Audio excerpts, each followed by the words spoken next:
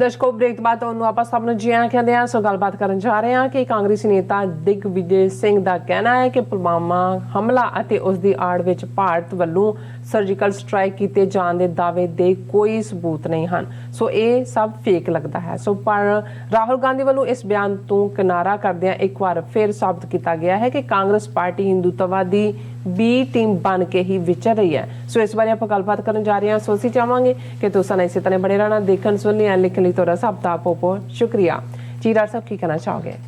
ਦੇਖੋ, ਦਿਗਵਿਜੇ ਸਿੰਘ ਮੱਧ ਪ੍ਰਦੇਸ਼ ਦਾ chief minister ਵੀ ਰਿਹਾ, centre 'ਚ ਵੀ ਮਿਨਿਸਟਰ ਰਿਹਾ, ਇੰਦਰਾ ਗਾਂਧੀ ਦਾ ਕਰੀਬੀ, ਔਰ ਉਸ ਤੋਂ ਬਾਅਦ ਰਾਜੀਵ ਗਾਂਧੀ ਦਾ ਵੀ ਕਰੀਬੀ, ਔਰ ਤੀਸਰੀ ਜਨਰੇਸ਼ਨ ਰਾਹੁਲ ਗਾਂਧੀ ਉਹਨਾਂ ਦਾ ਵੀ ਕਰੀਬੀ। ਇਹ ਹੈ ਥੋੜ੍ਹਾ ਜਿਹਾ ਇਹਨੂੰ ਵੀ ਡਾਇਰੀਆ ਆਫ ਮਾਊਥ ਹੈ, ਪਰ ਕਈ ਵਾਰ ਉਹ ਜਿਹੜਾ ਉਹ ਠੀਕ ਗੱਲ ਕਹਿ ਦਿੰਦਾ ਹੈ। ਹਾਲਾਂਕਿ ਨਿੱਜੀ ਤੌਰ 'ਤੇ ਇਹ ਸਿੱਖਾਂ ਦਾ ਵੀ ਵਿਰੋਧੀ ਰਿਹਾ। ਨਵੰਬਰ 84 ਦੂਸਰੇ ਤੀਸਰੇ ਵੇਲੇ ਵੀ ਇਹਦਾ ਰੋਲ ਕੋਈ ਜਿਹੜਾ ਉਹ ਫੇਅਰ ਰੋਲ ਨਹੀਂ ਸੀ। ਹੁਣ ਕਿਉਂਕਿ ਰਾਹੁਲ ਗਾਂਧੀ ਨੇ ਆਪਣੀ ਭਾਰਤ ਤੋੜੋ ਕਿ ਜੋੜੋ ਜੋੜੋ, ਚਲੋ ਹੁਣ ਤੁਸੀਂ ਕਹਿੰਦੇ ਹੋ ਮੰਨ ਲੈਂਦੇ, ਵੈਸੇ ਭਾਰਤ ਤੋੜੋ ਜਾਂ ਛੋੜੋ ਯਾਤਰਾ ਦਾ ਲਾਸਟ ਪੜਾਅ ਜੰਮੂ ਔਰ ਦੂਸਰੇ ਤੋਂ ਨਿਕਲਦੇ ਆ श्रीनगर ਵੱਲ ਤੁਰਿਆ ਹੋਇਆ। ਔਰ ਇਸ ਪੀਰੀਅਡ 'ਚ ਇਹਨੇ ਦਿਗਵਿਜੇ ਸਿੰਘ ਨੇ ਕੌਂਟੈਕਸਟ ਪਤਾ ਨਹੀਂ ਕੀ ਸੀਗਾ, ਕਿਉਂਕਿ ਕਸ਼ਮੀਰ 'ਚੋਂ ਜਦੋਂ ਜੰਮੂ ਕਸ਼ਮੀਰ 'ਚ ਵੜੇ ਤਾਂ ਹੁਣ ਦੇਖਣ ਵਾਲੀ ਗੱਲ ਤਾਂ ਇਹ ਹੈ ਵੀ ਅਜੇ ਤੱਕ ਰਾਹੁਲ ਗਾਂਧੀ ਨੇ ਨਾ ਤਾਂ ਇਹ ਕਿਹਾ ਵੀ ਆਰਟੀਕਲ 370 ਖਤਮ ਕਰਨਾ ਗਲਤ ਸੀ ਔਰ ਜੇ ਸਾਡੀ ਸਰਕਾਰ ਬਣੀ ਤੇ ਅਸੀਂ ਰੀਸਟੋਰ ਕਰਾਂਗੇ। ਹਾਲਾਂ ਪਤਾ ਨਹੀਂ ਮਹਿਬੂਬਾ ਮੁਫਤੀ ਨੇ ਕਿਹਨਾਂ ਹਾਲਾਤਾਂ 'ਚ ਕਿਹਾ ਜੀ ਕਿ ਇਹ ਜੈਨੂਨ ਯਤਨ ਹੈ ਭਾਰਤ ਜੋੜਨ ਦਾ। ਕੋਈ ਨਹੀਂ, ਵਿਚਾਰੇ ਐਵੇਂ ਆਸਰਾ ਹੀ ਲੱਭ ਰਹੇ ਨੇ।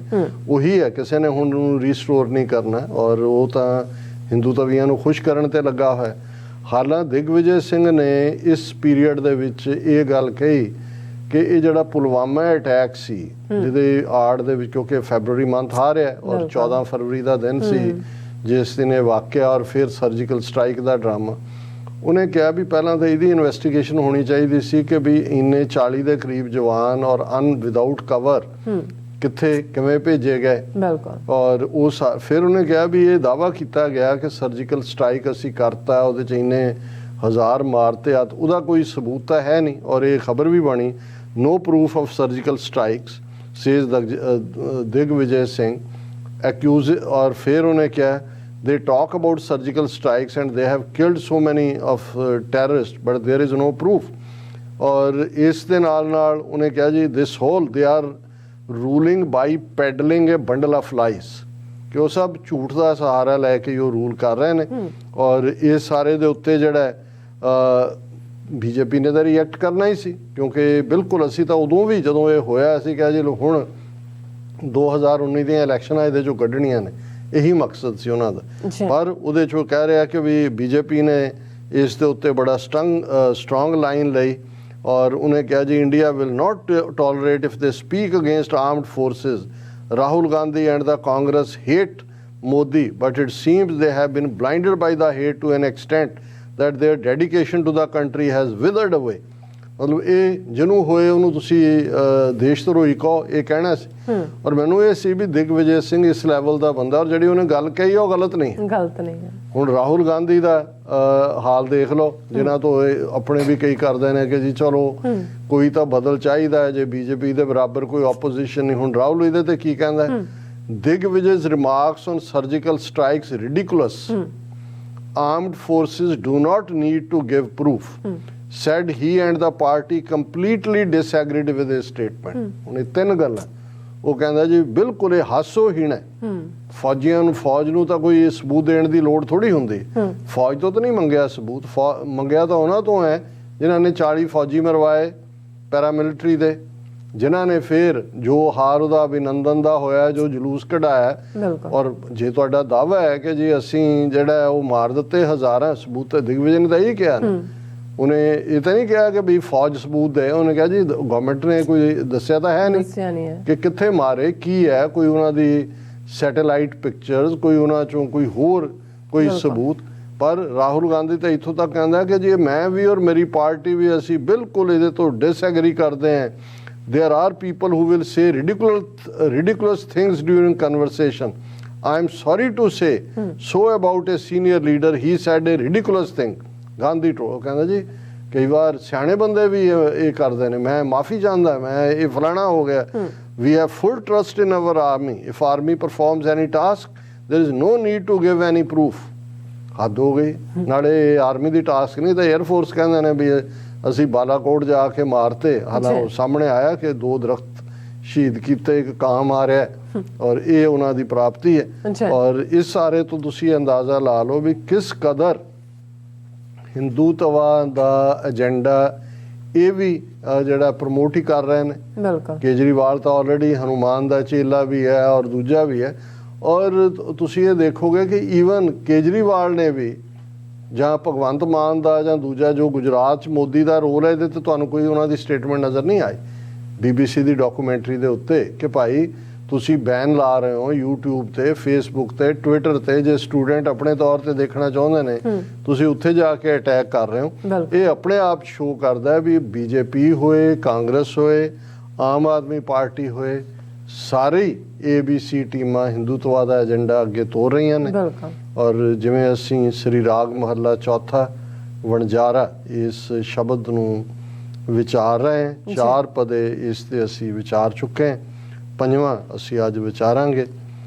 ਘਟ ਘਟ ਰਮਈਆ ਮਨ ਵਸੈ, ਕਿਉਂ ਪਾਈਐ ਕਿਤ ਪਤ, ਗੁਰ ਪੂਰਾ ਸਤਿਗੁਰ ਭੇਟੀਐ, ਹਰ ਆਏ ਵਸੈ ਮਨ ਚਿਤ, ਮੈਂ ਧਰ ਨਾਮ ਆਧਾਰ ਹੈ, ਹਰ ਨਾਮੈ ਤੇ ਗਤ ਮਿਤ, ਮੈਂ ਹਰ ਹਰ ਨਾਮ ਵਿਸਾਹੋ ਹੈ, ਹਰ ਨਾਮੇ ਹੀ ਜਤ ਪਤ, ਜਨ ਨਾਨਕ ਨਾਮ ਧਿਆਇਆ, ਰੰਗ ਰਤੜਾ ਹਰ ਰੰਗ ਰਤ, ਹਰ ਧਿਆਵੋ ਹਰ ਪ੍ਰਭ ਸਤ, ਗੁਰ ਬਚਨੀ ਹਰ ਪ੍ਰਭ ਜਾਣਿਆ, ਸਭ ਹਰ ਪ੍ਰਭ ਤੇ ਉਤਪਤ। ਰਹਾਉ ਦੀ ਤੁਕ ਨੂੰ, ਕਿਉਂਕਿ ਜਿਵੇਂ ਅਸੀਂ ਪਹਿਲਾਂ ਵੀ ਕਿਹਾ ਸੀ ਵੀ ਇਸ ਸ਼ਬਦ ਦੇ ਵਿੱਚ ਜਿਹੜੇ ਨੇ ਮਲਟੀਪਲ ਆਈਡੀਆਜ਼ ਰਹਾਉ ਦੇ ਥੱਲੇ ਨੇ, ਔਰ ਯੂਜੂਅਲੀ ਸ਼ਬਦ ਦਾ ਇੱਕ ਰਹਾਉ ਹੁੰਦਾ ਜਿਹਦੇ ਦੁਆਲੇ ਸ਼ਬਦ ਘੁੰਮਦਾ ਹੈ, ਔਰ ਇਸ ਦੇ ਵਿੱਚ ਜਿਹੜੇ ਅੱਡ-ਅੱਡ ਰਹਾਉ ਨੇ ਉਸ ਥਾਟ ਨੂੰ ਜਿਹੜਾ ਅੱਗੇ ਤੋਰਦੇ ਨੇ। ਔਰ ਇਸ ਦਾ ਰਹਾਉ ਹੈ ਹਰ ਧਿਆਵੋ ਹਰ ਪ੍ਰਭ ਸਤ, ਕਿ ਹੇ ਭਾਈ ਜਨੋ, ਹੇ ਦੁਨੀਆ ਦੇ ਲੋਕੋ, ਉਸ ਵਾਹਿਗੁਰੂ ਨੂੰ ਯਾਦ ਕਰੋ। ਉਹ ਵਾਹਿਗੁਰੂ ਹੀ ਅਲਟੀਮੇਟ ਟਰੂਥ ਹੈ, ਸੱਚ ਹੈ। ਗੁਰ ਬਚਨੀ ਹਰ ਪ੍ਰਭ ਜਾਣਿਆ, ਸਭ ਹਰ ਪ੍ਰਭ ਤੇ ਉਤਪਤ, ਕਿ ਗੁਰੂ ਦੇ ਉੱਤੇ ਅਮਨਾ ਕਰਕੇ, ਗੁਰੂ ਦੇ ਉੱਤੇ ਵਿਸ਼ਵਾਸ ਕਰਕੇ, ਗੁਰੂ ਵੱਲ ਮੁਖ ਕਰਕੇ, ਗੁਰਮੁਖ ਬਣ ਕੇ ਉਸ ਵਾਹਿਗੁਰੂ ਨੂੰ ਜਾਣਿਆ ਜਾ ਸਕਦਾ। ਕਿਉਂਕਿ ਜੋ ਕੁਝ ਵੀ ਇਹ ਪੈਦਾ ਹੈ, ਜੋ ਅਸੀਂ ਦੇਖ ਰਹੇ ਹਾਂ, ਜਿਹੜੇ ਅਲਟੀਮੇਟਲੀ ਵਿਸਰ ਜਾਣਾ, ਜਿਸ ਨੇ ਵਿਨਸ ਜਾਣਾ, ਸਭ ਹਰ ਪ੍ਰਭ ਤੇ ਉਤਪਤ। ਉਤਪਤ ਹੁੰਦਾ ਕ੍ਰੀਏਸ਼ਨ, ਕਿ ਜਿਹੜੀ ਸਾਰੀ ਕ੍ਰੀਏਸ਼ਨ ਹੈ ਇਹ ਵਾਹਿਗੁਰੂ ਦੀ ਕੀਤੀ ਹੋਈ ਹੈ। ਔਰ ਇਸ ਥਾਟ ਦੇ ਉੱਤੇ ਕਿ ਘਟ ਘਟ ਰਮਈਆ ਮਨ ਵਸੈ, ਕਿਉਂ ਪਾਈਐ ਕਿਤ ਪਤ, ਕਿ ਉਹ ਵਾਹਿਗੁਰੂ ਹਰ ਇੱਕ ਦੇ ਹਿਰਦੇ ਦੇ ਵਿੱਚ ਵਸਦਾ, ਔਰ ਕਿਵੇਂ ਉਸ ਨੂੰ ਹਾਸਲ ਕੀਤਾ ਜਾ ਸਕਦਾ। ਇਹ ਸਵਾਲ ਹੈ ਕਿ ਉਹ ਹਰ ਇੱਕ ਦੇ ਘਟ ਘਟ ਕੇ ਅੰਤਰ ਕੀ ਜਾਣਤ, ਕਿਉਂਕਿ ਹਰ ਘਟ ਚੋਂ ਵਸਦਾ, ਇਸ ਲਈ ਅੰਦਰ ਦੀਆਂ ਜਾਣਦਾ।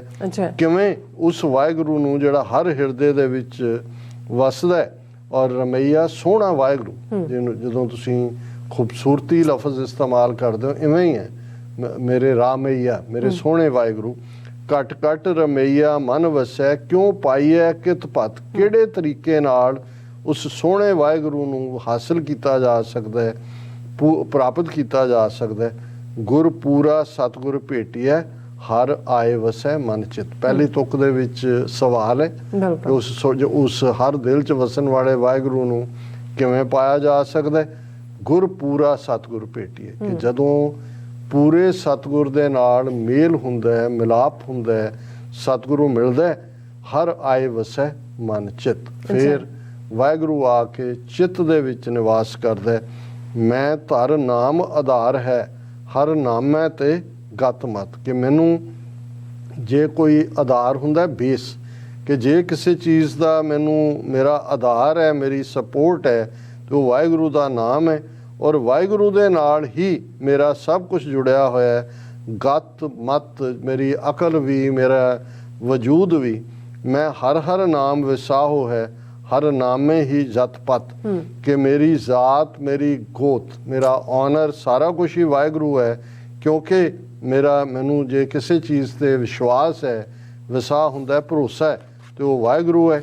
ਜਨ ਨਾਨਕ ਨਾਮ ਧਿਆਇਆ ਰੰਗ ਰਤੜਾ ਹਰ ਰੰਗ ਰਤ। ਚੌਥੇ ਨਾਨਕ ਗੁਰੂ ਰਾਮਦਾਸ ਪਾਤਸ਼ਾਹ ਫਰਮਾਉਂਦੇ ਨੇ ਕਿ ਜਨ ਬਣ ਕੇ ਮੈਂ ਉਸ ਵਾਹਿਗੁਰੂ ਦੇ ਨਾਮ ਨੂੰ ਧਿਆਇਆ, ਉਸ ਦੇ ਵਿੱਚ ਆਪਣਾ ਆਪ ਜੁੜਿਆ, ਤੇ ਉਸ ਵਾਹਿਗੁਰੂ ਨੇ ਆਪਣੇ ਰੰਗ ਵਿੱਚ ਮੈਨੂੰ ਰੰਗ ਦਿੱਤਾ ਹੈ। ਰੰਗ ਰਤੜਾ ਹਰ ਰੰਗ ਰਤ। ਉਸ ਰਤ ਵਰਗਾ ਰੰਗ ਰਤ ਹੁੰਦਾ ਕ੍ਰਿਮਜ਼ਨ ਰੰਗ ਹੁੰਦਾ ਜਦੋਂ ਸੂਰਜ ਡੁੱਬ ਰਿਹਾ ਹੁੰਦਾ ਹੈ ਸ਼ਾਮ ਨੂੰ, ਔਰ ਜਿਹੜੀ ਲਾਲੀ ਹੁੰਦੀ ਆ ਉਹ ਐਗਜ਼ੈਕਟ ਕ੍ਰਿਮਜ਼ਨ ਰੰਗ ਹੁੰਦਾ ਹੈ।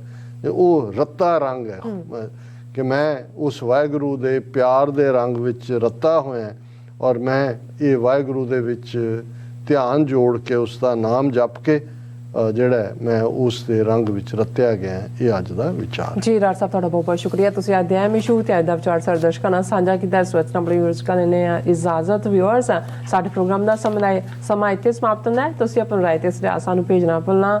ਸਾਡੇ ਇਸ ਪਤੇ ਤੇ SOSHTV84.tv ਤੇ ਅਸੀਂ ਆਪਣਾ ਪ੍ਰੋਗਰਾਮ ਲੈ ਕੇ ਫਿਰ ਦੁਬਾਰਾ ਤੁਹਾਡੇ ਰੂਬਰੂ ਹੋਵਾਂਗੇ। ਤਦ ਤੱਕ ਲਈ ਮੈਨੂੰ ਤੇ ਆਪਣਾ ਸੁਣਾ ਗਿਆ ਤੋਂ ਦੇਖਦੇ ਰਹੋ TV84। ਬੁਲਾ ਦਿਓ ਫਤਿਹ। ਵਾਹਿਗੁਰੂ ਜੀ ਕਾ ਖਾਲਸਾ, ਵਾਹਿਗੁਰੂ ਜੀ ਕੀ ਫਤਿਹ। ਰੱਬ ਰਾਖਾ।